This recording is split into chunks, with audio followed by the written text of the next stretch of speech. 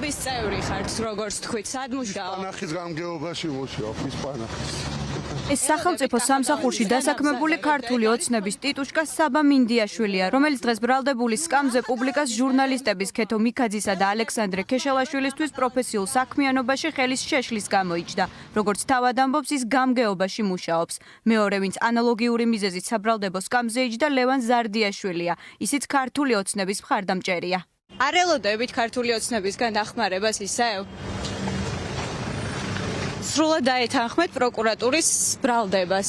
ჟურნალისტი რო ხარ და სხვა ჟურნალისტებზე არ გმობ მაგაზე რას თქვი. რომელ ჟურნალისტებზე არ? პოსტივის და იმედი ჟურნალისტებზე მივაძი და მაგდენი მან დილაპარაკე. და პოსტივის და იმედი ჟურნალისტებზე არავის უძალადია. მან დაგმეთ, სადაც დასაგმობი არის რა. თქვენ კოლეგებს დაუდექით გვერდში როცა არბევენ. ზუსტად ჩვენ კოლეგებს უდგავართ ახლა გვერდში, ამიტომ ვართ აქ. პოსტივიზე რატო არა მოიღე ხმა? პოსტივი რომელ მომენტში და რომელ მონაკვეთზე გულისხმობ? აი უნიკალურ გოგოებს რო ხელი შეუშალის. მოსამართლე მზია გარშაულიშვილმა სრულად გაიზიარა პროკურატურის შუამდგომლობა საბა მინდიაშვილისა და ლევან ზარდიაშვილისთვის აღკვეთი ღონისძიების სახით გირაოს გამოყენებაზე. ორივე მათგან 3,000 ლარიანი გირაო შეუფარდა. პროკურორმა გირაოს შუამდგომლობის დაყენების მიზეზიც განმარტა. განმეორებითი დანაშაულის ჩადენის და მოწმეებზე ზემოქმედების აღკვეთის მიზნით. როგორც მისგან გავიგეთ, ერთ-ერთი ბრალდებული ლევან ზარდიაშვილი აქამდეც ყოფილა ნასამართლევი განზრახ მძიმე დანაშაულისთვის. არსებობს შანსი იმისა, რომ ამ ადამიანებმა განმეორებით ჩაიდინონ დანაშაული ან მოახდინონ ზეწოლა მოწმეებზე. ვინაიდან მათ მაშინაც იცოდნენ, რომ ეს ადამიანები ჟურნალისტურ საქმიანობას ახორციელებდნენ. ამიტომ მოვითხოვთ აღკვეთი ღონისძიების სახით გირაოს. ფიქრობ ეს მათთვის შემაკავებელი იქნება. ლევან ზარდიაშვილი აქამდეც არის ნასამართლევი განზრახ მძიმე დანაშაულისთვის. იმ დროს იხდიდა პირობით სასჯელს. 6 თვიანი გაჭიანურებული გამოძიების შემდეგ სახელმწიფო ბრალდებამ ოცნების მხარდამჭერებს ბრალი ისეთი მუხლით წარუდგინა, რომელიც სასჯელის უმკაცრეთ ზომად მხოლოდ 2 თვიდან 6 წლამდე შინაპატიმრობას ითვალისწინებს. ქეთო მიქაძე, რომელსაც დაზარალებული სტატუსი სულ ცოტა ხნის წინ მიანიჭეს, დღემდე არ არის გამოკითხული. როგორც მისი ადვოკატი ფორმულასთან საუბრისას ამბობს, ქართულმა ოცნებამ საქმის მოჩვენებითი გამოძიება მხოლოდ საკუთარი ამორჩევლების დასანახად დაიწყო. თითქმის 6 თვე გავიდა, რაც 8 სექტემბერს ეს შემთხვევა მოხდა მელიქიშვილის გამზირზე.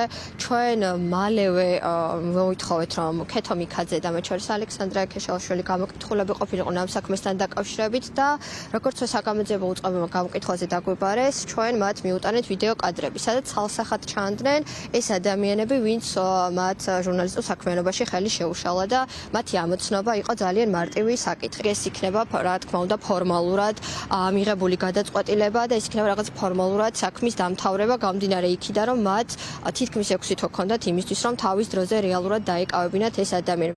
8 სექტემბერს მელიქიშვილის გამზირზე კახაკალაძის საარჩევნო შტაბთან შეკრებილ მოქალაქეებს შტაბთან მოყოფი ქართული ოცნების მხარდამჭერები ფიზიკურად გაუსწორდნენ. ჯგუფური თავდასხმების და სხვადასხვა საგნების სროლის შედეგად არაერთი ადამიანი დაშავდა.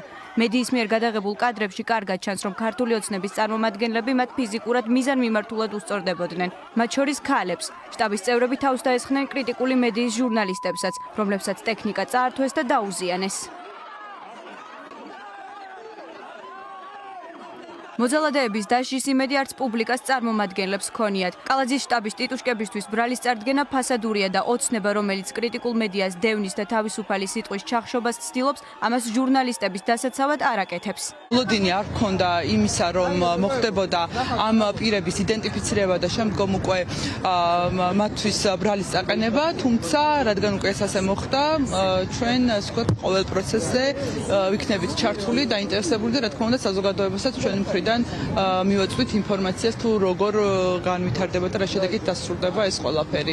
საინტერესოა გახდება თუ არა ეს შემთხვევა მაგალითი ქართული ოცნების სხვა გულმხურვალე მხარდამჭერებისთვის, რომლებიც მშვიდობიანი მოქალაქეების მიმართ განსაკუთრებული აგრესიით გამოირჩევიან და გაბედავს თუ არა ივანიშვილის მთავრობა რომელიმე მათგანის სამაგალითოდ დასჯას.